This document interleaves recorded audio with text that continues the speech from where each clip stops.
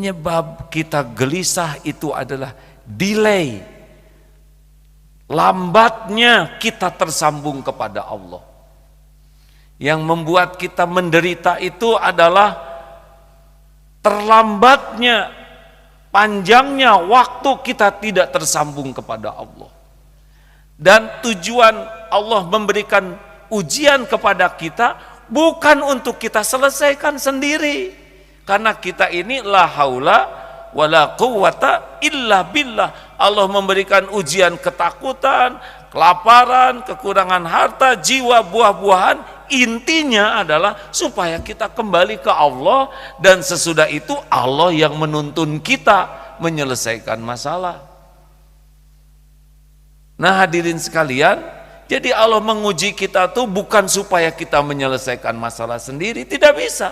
Kita ini la haula wala quwata illa billah. Tidak ada daya, tanpa pertolongan Allah tidak ada daya. Kembalinya kita kepada Allah dengan yakin, memasrahkan diri, Allah hujamkan ketenangan di hati, Allah bimbing pikiran kita. Otak ini milik Allah, ciptaan Allah. Allah kasih ide, Allah kasih gagasan, Allah kasih ilham, mudah bagi Allah. Sehingga jadi terpikir sesuatu yang cemerlang, itu Allah yang memberikan, hadirin. Kalau kita perlu modal, digerakkan orang yang punya modal. Kalau kita perlu informasi, didatangkan informasi. Karena segala-gala yang ada di alam ini sepenuhnya adalah milik Allah, dalam kekuasaan Allah. Kita akan ketemu dengan siapa? Allah yang mengatur. Kita perlu apa? Allah yang menggerakkan. Kita sakit, Allah yang menyembuhkan. Dia datangkan dokternya, dia berikan obatnya. Kalau kita kembali ke Allah, maka Allah akan memberikan yang terbaik bagi kita. Orang stres menghadapi masalah itu pasti karena terlalu banyak berpikir dan sangat kurang berzikir. Terus dipikirkan segala-galanya. Padahal semua urusan itu ada dalam genggaman Allah. Mungkin oleh Allah ditolong, diberikan jalan dan sebagainya. Tapi satu yang tidak diberikan, keberkahan. Karena dia tidak bergantung kepada pemilik segala-galanya. Lillahi ma fis samawati wa ma fil ardh. Mendengar virus corona, bagi kita orang yang beriman sudah langsung virus corona, demi Allah itu adalah ciptaan Allah. Tidak ada makhluk yang ada di alam ini kecuali Allah yang menciptakan. Apa pekerjaan virus yang sesungguhnya? Yusabbihu lahu ma fis samawati wa ma fil ardh. Bertasbih. Virus itu dalam keadaan bertasbih. Lalu siapa yang kena penyakit? Yang kena pasti yang ditetapkan Allah harus kena. Tanpa izin Allah tidak ada mudarat. Siapa yang meninggal kena virus? Pasti yang sudah ditetapkan Allah harus meninggal. Pada waktu yang ditetapkan, didatangkan malaikat pencabut nyawa atas perintah Allah, lewat sakit kena virus. Tanpa kena virus itu pun yang meninggal tiap waktu tetap terjadi. Lalu apa yang harus kita lakukan? Apakah kita panik? Jangan. Panik tidak menyelesaikan masalah.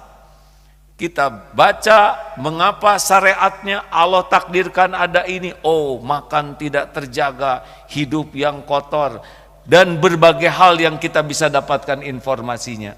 Efeknya, sempurnakan syariatnya, hidup bersih, makanan bersih, sikap bersih, plus doa yang banyak. Karena virus itu tidak akan menyentuh kita tanpa izin pemilik diri kita.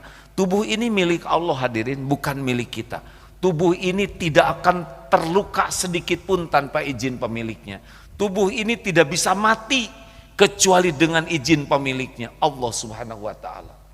Oleh karena itu, mendengar virus corona, yang harus diingat bukan virusnya, tapi pencipta, penguasa, pemilik segala-galanya, Allah Subhanahu wa taala.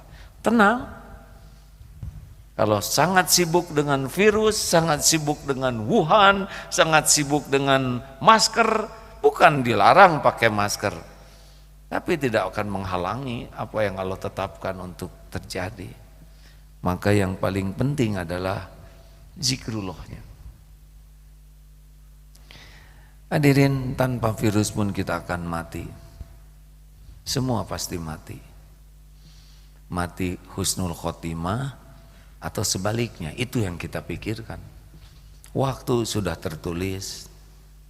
Oleh karena itulah bahaya terbesar dalam hidup kita ini adalah tidak tersambungnya hati, pikiran, sikap kita dengan Allah. Itulah yang membuat kita sulit untuk bersikap sabar. Jangan takut oleh masalah, hadirin. Semua masalah sepenuhnya ada dalam genggaman Allah dan terjadi pun dengan izin Allah. Allah menciptakan masalah bagi kita supaya kita dekat dengannya, supaya kita makin banyak sujud, banyak merunduk. Bahayanya kelapangan justru membuat orang lupa.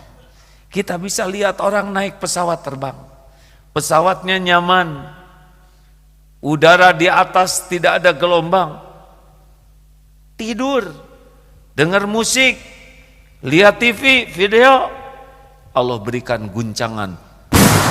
Kita lihat, pasti semua menyebut nama Allah. Berkah. Allah suka orang menyebut namanya. Allah suka orang memohon kepadanya. Allah suka orang bersimpuh sujud menghibah pertolongannya. Dan itu sebetulnya yang membuat hidup kita ini menjadi lebih bernilai, yaitu selalu terkait kepada Allah.